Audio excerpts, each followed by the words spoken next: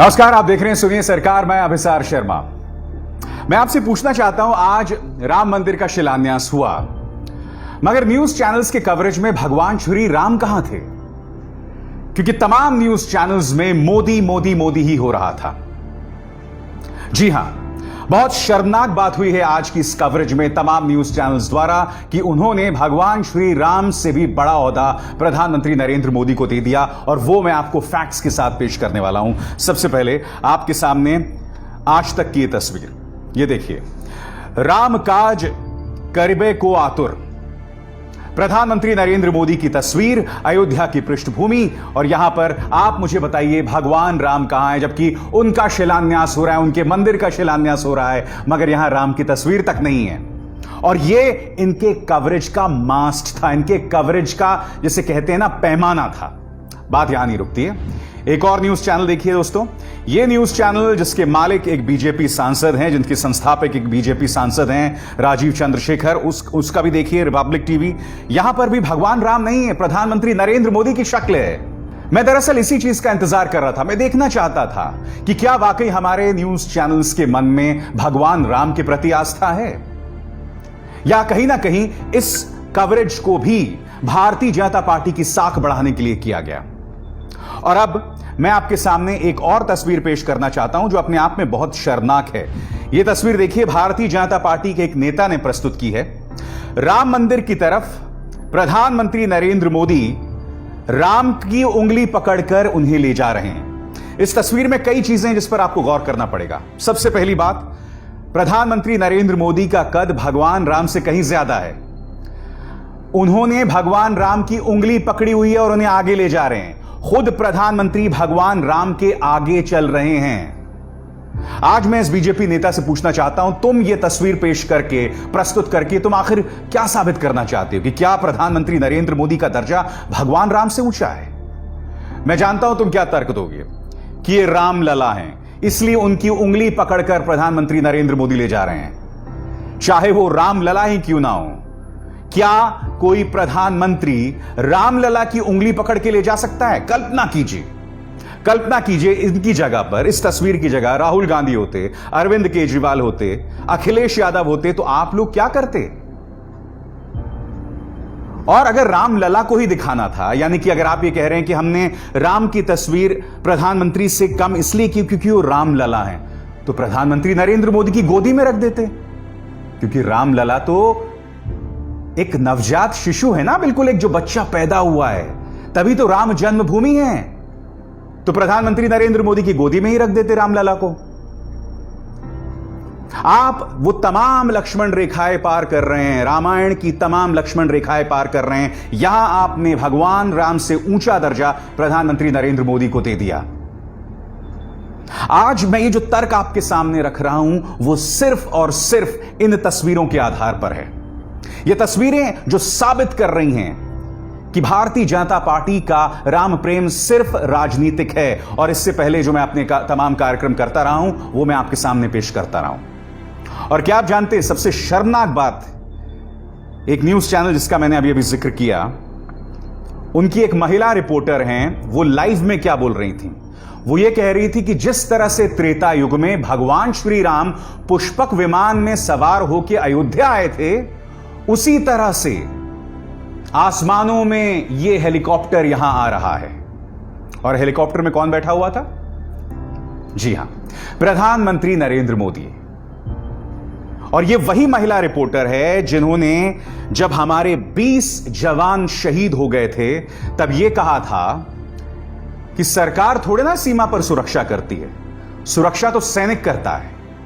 यानी कि राजनीतिक भक्ति में पहले ये हमारे सैनिकों को कुर्बान कर सकते हैं, दूसरा आज इन्होंने राम के समकक्ष प्रधानमंत्री नरेंद्र मोदी को ला दिया कि जिस तरह से राम त्रेता युग में पुष्पक विमान में सवार होकर अयोध्या आए थे, उसी तरह से प्रधानमंत्री इस हेलीकॉप्टर में सवार होकर आ रहे हैं। क्या इनको कोई भी शर्म आती है?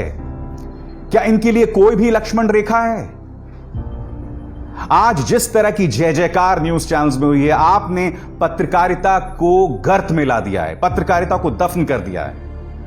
और कम से कम मुझे लगता है इंडिया टुडे को यह कहने का कतई हक नहीं है। मैं आपको आपका इतिहास याद दिलाना चाहूंगा। जी हां, 1992 में आपने किस तरह से क्या कहा था, आपके सामने स्क्रीन पे। जब बाबरी गिराया गया था, नेशंस शेम, राष्ट्र की शर्म, यह इंडिया टुडे ने कहा था अपनी कवरेज में। और आज आप क्या कह रहे हैं? उस वक्त चूंकि भारतीय जनता पार्टी का इतना दबदबा नहीं था, तब आपने इसे राष्ट्र की शर्म बता दिया, और आज आप जय जयकार कर रहे हैं। और अगर राम की भी जय जयकार कर रहे होते तो मुझे बात समझ आती। आप एक पार्टी विशेष की जय जयकार कर रहे हैं। और कुछ लोग मौके पर चौका लगाना नहीं भूलते। आपके स्क्रीन पर यह है स्वामी रामदेव, आज मौजूद थे राम जन्मभूमि शिलान्यास पर। कह रहे हैं कि राम जन्मभूमि पर अयोध्या में पातंजलि जो है एक गुरुकुल की स्थापना करेगी, जहां पर लोगों को वैदिक शिक्षा दी जाएगी। यानी कि यहां पर भी व्यवसाय का, बिजनेस का अवसर ढूंढ ही लिया रामदेव ने। आज राम मंदिर शिलान्यास पे जो अपने विचार मैं आपके सामने रख रहा हूं, वो एक पत्रकार होने के नाते रख रहा हूं। मैं जय श्री राम के नारे नहीं लगाने वाला हूं, जय सिया राम के नारे नहीं लगाने वाला हूं। वो मैं काम कर चुका हूं जब मैं विद्यार्थी था, जब वैचारिक तौर पर मैं इस विचार से जुड़ा हुआ था। आज एक पत्रकार होने के नाते मैं आपके सामने इसको लेकर जो तमाम बातें सामने उभर कर आई हैं शिलान्यास के दौरान, वो मैं आपके सामने रख रहा हूं। आज देश ने प्रधानमंत्री नरेंद्र मोदी और आरएसएस प्रमुख मोहन भागवत की भी बातें सुनी, और वो भी मैं आपके सामने बताना चाहता हूं। अपने भाषण में प्रधानमंत्री नरेंद्र मोदी ने स्वतंत्रता आंदोलन की तुलना राम मंदिर आंदोलन से कर डाली। उन्होंने क्या कहा, पहले आप सुनिए, फिर मैं इसकी व्याख्या करना चाहूंगा। सुनिए। 15 अगस्त का दिन उस अथाह तप का, लाखों बलिदानों का प्रतीक है। स्वतंत्रता की उस उत्कंठ इच्छा, उस भावना का प्रतीक है। ठीक उसी तरह राम मंदिर के लिए कई कई सदियों तक, कई कई पीढ़ियों ने अखंड, अविरत, एक निष्ठ प्रयास किया है। मोदी जी, मैं आपको एक बात बताना चाहता हूं। जब स्वतंत्रता संग्राम लड़ा गया था ना, तो सारे धर्म एक साथ एकजुट होकर अंग्रेजों का मुकाबला कर रहे थे। 1857 के बाद से हम सब एक साथ थे। क्या हिंदू, क्या मुसलमान, क्या सिख, क्या ईसाई। हां, यह बात अलग है कि भारत छोड़ो आंदोलन में आरएसएस ने भाग नहीं लिया था और उन्होंने अंग्रेजों का साथ दिया था। सावरकर, जिन्हें वीर कहा जाता है, उस सावरकर ने घुटने टेके थे अंग्रेजों के सामने। वो बात अलग है, जिनका वैचारिक नाता आपके साथ रहा होगा। मगर जो आप ये बात कह रहे हैं, जिसमें आपने तुलना की राम मंदिर आंदोलन से, यह अपने आप में बहुत गैर वाजिब है, और मैं आपको बताना चाहता हूं क्यों। 1980 से पहले राम मंदिर आंदोलन क्या रहा, मैं उस पर टिप्पणी नहीं करना चाहूंगा, मगर मैं 80 से लेके अब तक उसकी मैं आपके सामने बात करना चाहूंगा, क्योंकि आपने स्वतंत्रता संग्राम से उसकी तुलना की। स्वतंत्रता संग्राम एकता का परिचय थी, हमारी ताकत की परिचय थी, हमारे साहस, हमारे अहिंसा की परिचय थी, एक तरह से प्रतिनिधित्व कर रही थी, उसका चेहरा थी। मैं आपको बताना चाहता हूं कि 80 से लेकर बाद में राम मंदिर आंदोलन का क्या हाल हो गया। 80 के दशक में कांग्रेस की सरकार जो उस वक्त थी, उन्होंने जो है शाहबानों के साथ नाइंसाफी की थी, और कांग्रेस पर लगातार यह आरोप लगता रहा कि वो मुस्लिमों का तुष्टीकरण कर रही है। यानी कि जिस तरह का सूडो सेक्युलरिज्म का खेल उस वक्त कांग्रेस खेलती थी, ठीक है। और जब उसको लेकर राजीव गांधी की आलोचना हुई, तो राजीव गांधी ने दो काम किए। पहला काम राजीव गांधी ने यह किया कि राम मंदिर के कपाट खोल दिए, यह श्रेय जाना चाहिए राजीव गांधी को। और दूसरी बात, रामानंद सागर के जरिए रामायण का प्रसारण दूरदर्शन में हुआ, ठीक है। यानी कि राजनीति के चलते राम का इस्तेमाल यहां से शुरू हुआ। अब दूसरी बात पे आते हैं मोदी जी। दूसरी बात यह कि क्या आप जानते हैं कि राम रथ यात्रा जो आडवाणी जी ने शुरू की थी, वो कोई राम के प्रति स्नेह के चलते नहीं की थी। उसका सिर्फ एक कारण था, क्योंकि वीपी सिंह मंडल कमीशन लेकर आए थे, और मंडल कमीशन का विरोध भारतीय जनता पार्टी कर रही थी। खुलकर नहीं कह सकती थी, क्योंकि सारे जो ओबीसी वोट बैंक है वो उनसे छिटक जाता, लिहाजा उन्होंने राम रथ यात्रा शुरू कर दी।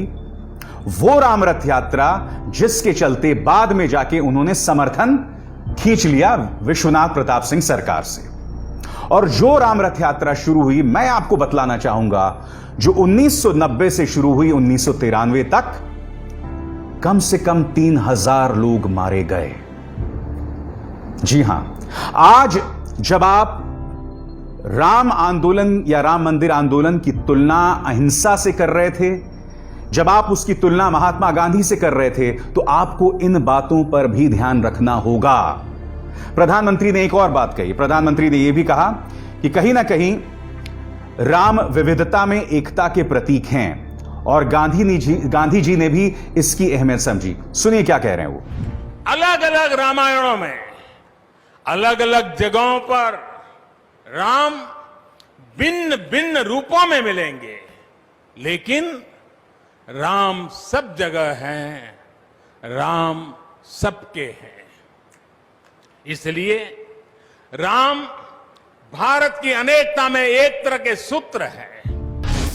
बहुत सही बात कही आपने, क्योंकि रघुपति राघव राजा राम, पतित पावन सीताराम। बहुत खूबसूरत बात और मंत्रोच्चारण हुआ करता था गांधी के वक्त। अल्लाह तेरो नाम, ईश्वर तेरो नाम, सबको सम्मति दे भगवान। राम का प्रयोग एकता लाने के लिए किया था महात्मा गांधी ने स्वतंत्रता संग्राम के दौरान। मगर मैं आपसे पूछना चाहता हूं, पिछले एक हफ्ते से आपके जो प्रवक्ता हैं मोदी जी, चाहे वो संबित पात्रा हो, प्रेम शुक्ला हो, गौरव भाटिया हो, ये लोग न्यूज चैनल्स में क्या कर रहे हैं? ये लोग न्यूज चैनल्स में सिवाय जहर घोलने के, सिवाय नफरती बयान पैदा करने के और कुछ नहीं कर रहे हैं। और यही काम न्यूज चैनल्स भी कर रहे हैं, जबकि शिलान्यास से पहले का वक्त था। हमें चाहिए था कि सकारात्मक कार्यक्रम करते, जहरीले कार्यक्रम नहीं करते। मगर चाहे न्यूज चैनल्स हो या बीजेपी नेता, मानो एक साठ गांठ के चलते समाज पर हमला करने की कोशिश कर रहे थे, समाज के ताने बाने पर हमला करने की कोशिश कर रहे थे। मगर आज मैं आपको एक बात बताना चाहता हूं। मुझे बहुत खुशी है दोस्तों, जो बात मोहन भागवत ने कही। उन्होंने दो बातें की। पहले उन्होंने कहा कि बहुत जरूरी है कि हम अपने मन में अयोध्या बसाएं, यानी कि अयोध्या के मंदिर का निर्माण होता रहेगा, मगर हम अपने मन में अयोध्या को बसाएं। और यहां पर उन्होंने सर्वधर्म समभाव का जिक्र किया। मैं चाहता हूं आप सुने मोहन भागवत कह क्या रहे थे। सुनिए। दायित्व तो बांटे गए हैं, जिनका जो काम है वो करेंगे। उस समय हम सब लोगों को क्या काम रहेगा? हम सब लोगों को अपने मन की अयोध्या को सजाना संवारना है। इस भव्य कार्य के लिए प्रभु श्री राम जिस धर्म के विग्रह माने जाते हैं, वह जोड़ने वाला, धारण करने वाला, ऊपर उठाने वाला, सबकी उन्नति करने वाला धर्म, सबको अपना मानने वाला धर्म, उसकी ध्वजा को अपने कंधे पर लेकर संपूर्ण विश्व को सुख शांति देने वाला भारत हम खड़ा कर सके, इसलिए हमको अपने मन की अयोध्या बनाना है। एक बहुत ही खूबसूरत संदेश कि जब राम मंदिर बन रहा होगा तो इस दौरान समाज में कड़वाहट नहीं पैदा होनी चाहिए। उन्होंने ये शब्दों का बेशक इस्तेमाल ना किया हो, मगर मुझे लगता है राम मोहन भागवत जो हैं वो ये संदेश देने का प्रयास कर रहे थे। वो यहां नहीं रुके, वो आगे ये भी कहते हैं कि हृदय में जो मतभेद हैं उन्हें हम तिलांजलि दें। जी हां, क्योंकि हो क्या रहा है दोस्तों, जैसे ही राम मंदिर शिलान्यास पास आने लगा, वैसे ही भारतीय जनता पार्टी के नेताओं के कड़वे बयान सामने उभर कर आने लगे। यही नहीं, असदुद्दीन ओवैसी और कई जो मुस्लिम संगठन हैं वो भी सक्रिय हो गए। इस वक्त ट्विटर पर दो ट्रेंड चल रहे हैं और मैं दोनों पर टिप्पणी करूंगा। एक ये कि बाबरी अभी जिंदा है और दूसरा बाबरी अवेट्स जस्टिस, यानी कि बाबरी जो है वो न्याय का इंतजार कर रहा है। मैं दोनों पे टिप्पणी करना चाहूंगा। सबसे पहले बाबरी जिंदा है। जो लोग इस ट्रेंड को चला रहे हैं, क्योंकि असदुद्दीन ओवैसी ने इस ट्रेंड के एक तरह से मुखिया बने हुए हैं, वो कहीं ना कहीं हमें फिर से 1990 के दशक में लेकर चलना चाहते हैं, उसी सोच में हमें दफन करना चाहते हैं जिनमें हजारों लोग मौत के घाट उतारे गए थे। उसी तरह की कड़वाहट जो है वो समाज में पैदा करना चाहते हैं। यह दिक्कत है मुझे बाबरी अभी जिंदा है से। अब सुप्रीम कोर्ट का फैसला आ गया है और मुझे लगता है कि देश को उससे आगे बढ़ने की जरूरत है। जो आपको बार बार उस तरफ खींच रहा है वो आपके परिवार का दुश्मन है। वो चाहता है कि दंगों में आप और आपका परिवार फंसा रहे और यह एक साजिश है हमें इस देश को वापस उस तरफ ले जाने की। अब दूसरे ट्रेंड की तरफ आते हैं। बाबरी अवेट्स जस्टिस, यानी कि बाबरी इंतजार कर रहा है न्याय का। आप जानते हैं कि पिछले ही हफ्ते ये दो चेहरे, लाल कृष्ण आडवाणी और मुरली मनोहर जोशी, दोनों हाजिर हुए थे अदालत के सामने, क्योंकि बाबरी किसने गिराया उसको लेकर भी एक समानांतर कानूनी प्रक्रिया चल रही है। यह जो दूसरा ट्रेंड है मैं इसका स्वागत करता हूं, क्योंकि जब बाबरी गिराया गया था तो उसके तुरंत बाद देश में जो दंगे हुए थे, सैकड़ों लोग मारे गए थे, समाज के ताने बाने को बर्बाद कर दिया गया था। यही नहीं, पाकिस्तान जब भी हमारे देश के युवकों को बरगलाता है, उन्हें भटकाने की कोशिश करता है, तो बार बार दो घटनाओं की मिसाल देता है वो। पहला बाबरी का गिराया जाना और दूसरा गुजरात के दंगे। अगर ये दो घटनाएं ना हुई होती तो पाकिस्तान के पास कोई वजह नहीं होती हमारे युवकों को भटकाने की। इसलिए ये जो दूसरा ट्रेंड है कि बाबरी अवेट्स जस्टिस, मैं इसका स्वागत करता हूं। मैं ये पूरी उम्मीद करता हूं कि आने वाले दिनों में ये कानूनी प्रक्रिया पूरी होगी, जो शायद 31 अगस्त तक जारी है, और फिर इंसाफ होगा। जो लोग जिम्मेदार थे बाबरी के गिराए जाने को लेकर, उन्हें कटघरे में खड़ा किया जाएगा और उन्हें सजा भी दी जाएगी। मगर अवसरवादियों से बचिए। जो लोग राम का नाम इस्तेमाल करते हैं सियासत के लिए, उनसे बचिए। जो लोग राम का नाम इस्तेमाल करते हैं हमारे समाज के अंदर जहर घोलने के लिए, उनसे बचिए। जी हां, कांग्रेस बेचारी, उसे भी नहीं समझ आ रहा वो क्या करे। वो अचानक राम भक्त बन गई है। राहुल गांधी का संदेश आपके स्क्रीन पर, मर्यादा पुरुषोत्तम भगवान राम सर्वोत्तम मानवीय गुणों का स्वरूप हैं। वे हमारे मन की गहराइयों में बसी मानवता की मूल भावना है। राम प्रेम है, वे कभी घृणा में प्रकट नहीं हो सकते। राम करुणा है, वे कभी क्रूरता में प्रकट नहीं हो सकते। राम न्याय हैं, वे कभी अन्याय में प्रकट नहीं हो सकते। मुझे ये जो संदेश है राहुल गांधी का, इसके ये दो धारी लगता है। एक तरफ तो कहीं ना कहीं कांग्रेस ये कोशिश कर रही है कि राम की जो विरासत है, क्योंकि आप जानते हैं कि कपाट खोलने का काम राहुल के पिता राजीव गांधी ने किया था, मगर इसके जरिए राहुल गांधी कहीं ना कहीं तंज भी कस रहे हैं भारतीय जनता पार्टी की राजनीति पर। इसके जरिए वो संदेश भी दे रहे हैं कि राम प्रेम है, वे कभी घृणा में प्रकट नहीं हो सकते। राम करुणा है, वे कभी क्रूरता में प्रकट नहीं हो सकते। क्योंकि आप जानते हैं कि पिछले कुछ अरसे से भारतीय जनता पार्टी की जो बांटने वाली सियासत है, उस पर राहुल गांधी हमला करते रहे हैं। मगर मैं ये भी मानने को नहीं तैयार हूं कि अचानक जो राम भक्ति बन गई है या बढ़ गई है कांग्रेस में, तो राम के प्रति उनका कोई बहुत बड़ा लगाव है। खैर, सुनिए, सरकार में बस इतना ही। मेरी आप सबसे अपील कि इस कार्यक्रम को ज्यादा से ज्यादा लोगों तक पहुंचाएं, इसे लाइक करें, शेयर करें और HW न्यूज को सब्सक्राइब करें। अभिसार शर्मा को दीजिए इजाजत। नमस्कार। अब खबरें पाइए सबसे पहले हमारे मोबाइल न्यूज एप्लीकेशन पर। एंड्रॉइड या iOS प्लेटफॉर्म पर जाइए, HW न्यूज नेटवर्क को सर्च कीजिए, डाउनलोड कीजिए और अपनी सुविधानुसार भाषा का चयन कीजिए। खबरों की भीड़ में अपने काम की खबर पाते रहिए।